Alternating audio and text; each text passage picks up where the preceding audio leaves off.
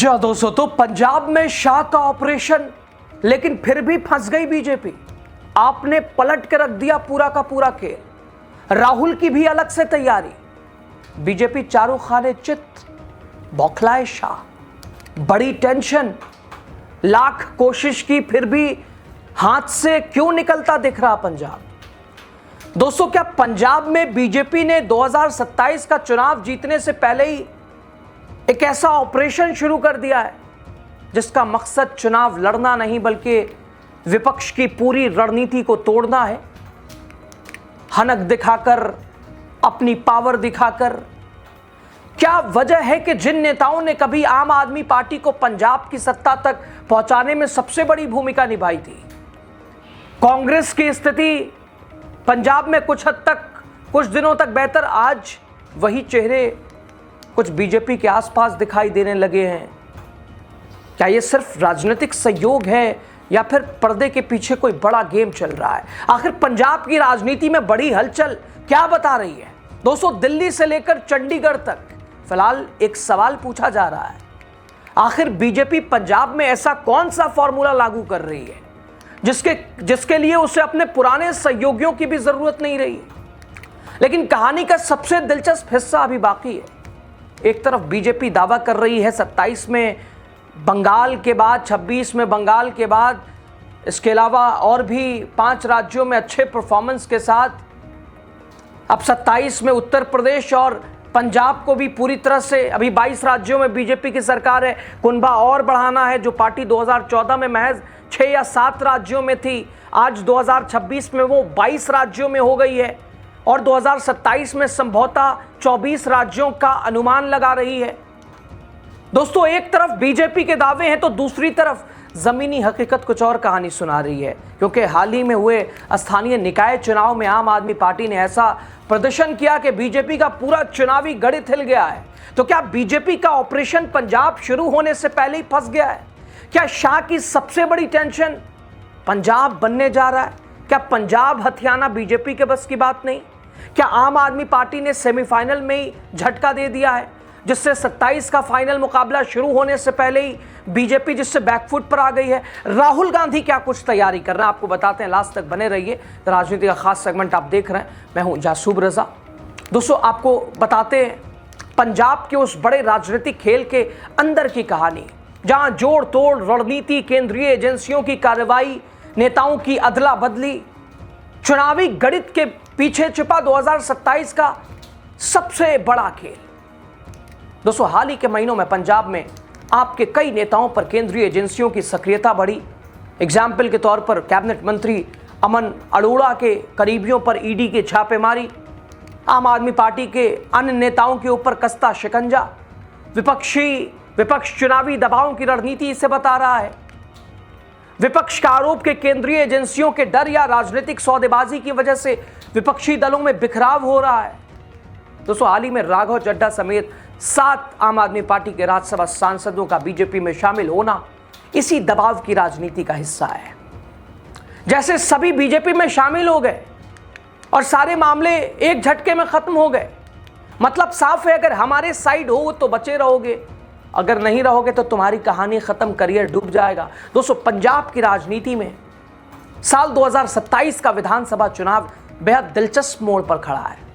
शिरोमणि अकाली दल से पुराना नाता टूटने के बाद भारतीय जनता पार्टी इस बार किसी बैसाखी के सहारे नहीं बल्कि अकेले दम पर सूबे की सत्ता पर काबिज होने का ख्वाब देख रही है। आम आदमी पार्टी के रणनीतिकारों जैसे राघव चड्ढा, उसे बीजेपी ने अपने पाले में कर लिया है और इसके अलावा केवल सिंह ढिल्लू जैसे जाट सिख चेहरों को प्रदेश की कमान सौंपकर बीजेपी ने अपनी आक्रामक मंशा तो साफ कर दी है। आम आदमी पार्टी कांग्रेस में बिखराव का रास्ता भी हमवार कर दिया है। लेकिन इस रणनीति की इसका दिलचस्प पहलू आम आदमी पार्टी के उन नेताओं की भूमिका है जिन्होंने कभी पंजाब में ही पार्टी की ऐतिहासिक जीत की नींव रखी थी।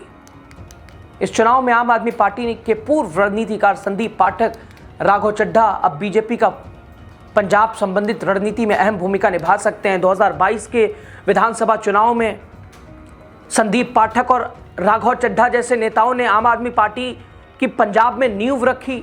आज वो बीजेपी के हिस्से में, और बीजेपी का यही तो खेल है।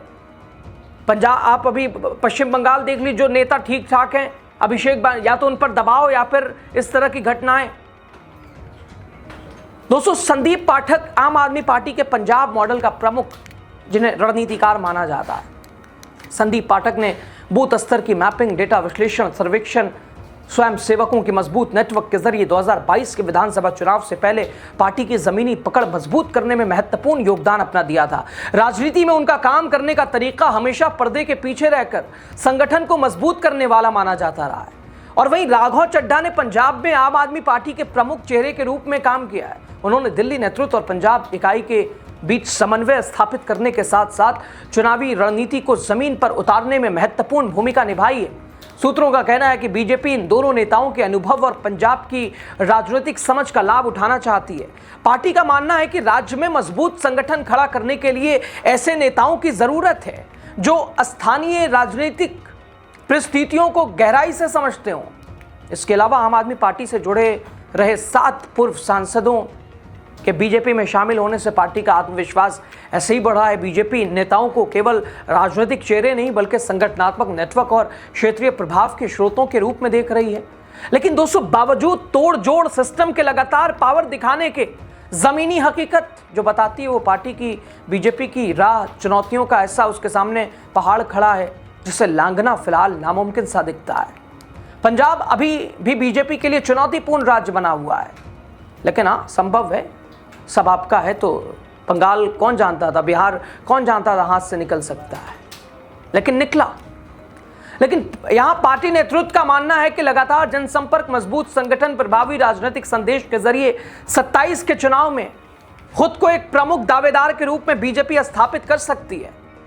दोस्तों, बीजेपी का केंद्रीय नेतृत्व भले ही पंजाब फतह करने के बड़े बड़े दावे कर रहा हो, लेकिन मई 2026 में हुए पंजाब स्थानीय निकाय चुनाव के नतीजे पार्टी के लिए एक रियलिटी चेक की तरह है। इन चुनावों में सत्तारूढ़ आम आदमी पार्टी ने 950 से ज्यादा वोट जीतकर एक तरफा क्लीन स्वीप किया, जबकि बीजेपी महज 172 वार्डों में सिमट कर रह गई, 5वें नंबर पर रही। हालांकि बीजेपी ने अबोहर और पठानकोट जैसे शहरी इलाकों में कुछ ताकत दिखाई, लेकिन पंजाब के नए घोषित प्रदेश अध्यक्ष केवल सिंह ढिल्लू ने उनके अपने गृह क्षेत्र बरनाल में भी पार्टी को करारी शिकस्त का सामना करना पड़ा। और ये नतीजे साफ तौर पर दर्शाते हैं कि बीजेपी का सांगठनिक ढांचा अभी भी पंजाब के बड़े हिस्से, खासकर ग्रामीण इलाकों में बेहद कमजोर है। दोस्तों, पंजाब की राजनीति का रास्ता गांवों और खेतों से होकर गुजरता है। दोस्तों, 2020-21 का ऐतिहासिक किसान आंदोलन और उसके बाद एमएसपी और कृषि संकट को लेकर केंद्र सरकार के खिलाफ बना असंतोष आज भी ग्रामीण पंजाब के मानस पटल पर ताजा है। उत्तर प्रदेश या गुजरात के विपरीत, जहां बीजेपी का राष्ट्रवाद और सामाजिक समीकरण का फॉर्मूला सटीक बैठता है, पंजाब में यह दांव उल्टा पड़ जाता है। जब तक बीजेपी पंजाब के किसानों के बीच बैठकर पैठ नहीं बनाती और केंद्र के प्रति उनकी गहरी नाराजगी को दूर नहीं करती, तब तक ग्रामीण क्षेत्रों, जो कि पंजाब की बहुसंख्यक विधानसभा सीटें तय करते हैं, खाता खोलना बीजेपी का आसान है। और दूसरी तरफ दोस्तों, बीजेपी की राह पर कांग्रेस भी चलती हुई दिखाई दे रही है। देखिए खबर, पंजाब विधानसभा 2027 चुनाव में समय ज्यादा नहीं बचा है। कांग्रेस ने अपनी कमर अब कस ली है, चुनावी तैयारियां शुरू कर दी है। इसी क्रम में कांग्रेस ने राज्य संगठन में बड़े फेरबदल की योजना भी बनाने की तैयारी कर रही है। पंजाब प्रदेश अध्यक्ष पद की जिम्मेदारी किसी और को सौंप सकती है। बताया जा रहा है कि विजेंद्र इंद्र सिंगला और सुखविंदर सिंह रंधावा पंजाब कांग्रेस अध्यक्ष पद की रेस में। इधर दोस्तों, कांग्रेस अध्यक्ष मल्लिकार्जुन खड़गे ने भी आज एक बैठक की है जिसमें संगठन में फेरबदल पर चर्चा हुई है। मीटिंग में कांग्रेस अध्यक्ष मल्लिकार्जुन खड़गे, राहुल गांधी, संगठन महासचिव केसी वेणुगोपाल, पंजाब के प्रभारी महासचिव भूपेश बघेल शामिल हुए। लेकिन सबसे महत्वपूर्ण चुनौतियां विपक्ष के लिए यह है कि जो मैसेज और राज्यों में मिला, वो अगर पंजाब में उससे दूर रहना है, परिणाम वैसा ना आए जैसा और राज्यों में आया, तो एकजुट रहने की जरूरत, जो पश्चिम बंगाल से संदेश मिला। और संभवतः 6 जून को एक बैठक दिल्ली में जो होने वाली है, और उसमें केजरीवाल के भी पहुंचे, जो कि केजरीवाल इंडिया गठबंधन के हिस्सा नहीं है, लेकिन उनका भी आना संभवतः उम्मीद ऐसी लग रही है, और राहुल गांधी तो रहेंगे ही रहेंगे। तो ऐसे में पंजाब को लेकर भी क्या इंडिया गठबंधन की एकता दिखाई देती है? अगर इंडिया गठबंधन पंजाब में एक हुआ तो बीजेपी के लिए पहले ही से मुसीबत है। निकाय चुनाव में आपने देख ही लिया हाल क्या है। और अगर एकता के साथ विपक्ष सामने बीजेपी के खड़ा रहा तो फिर यह लड़ाई बीजेपी के लिए आसान, लाख कोशिश करने के बावजूद, बीजेपी के लाख ऑपरेशन लोटस चलाने के बावजूद, जोड़ तोड़ और सत्ता का पावर दिखाने के बावजूद पंजाब फतह करना आसान नहीं है। खैर बहरहाल पूरे खबर पर आपकी तैयारी, पंजाब हर तरफ तैयारी, किस पर कौन भारी, राय आपकी जो भी हो दीजिएगा। बहुत शुक्रिया।